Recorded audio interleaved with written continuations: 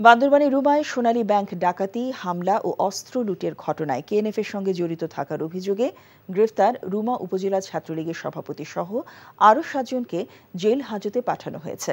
দুপুরে পুলিশ আসামিদের Bandarban chief judicial magistrate ASM ইমরানের আদালতে হাজির করলে আদালত তাদের জেলে পাঠানোর নির্দেশ দেন। এরা হলেন রুমা উপজেলা ছাত্রলীগের সভাপতি ভান্নুন নোয়াম, লাল নুন নোয়াম, লাল দাভিদ বম, চমলিয়ান বম, লাল পেখলিয়ান, লালমিন বম এবং ভান বিয়াকলিয়ান বম।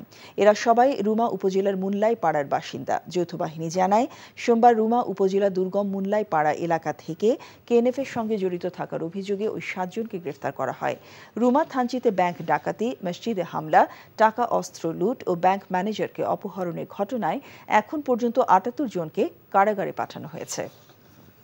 বিকাশে কম খরচে ক্যাশ আউটের লিমিট বেড়ে 50,000, প্রিয় এজেন্টও 2টা।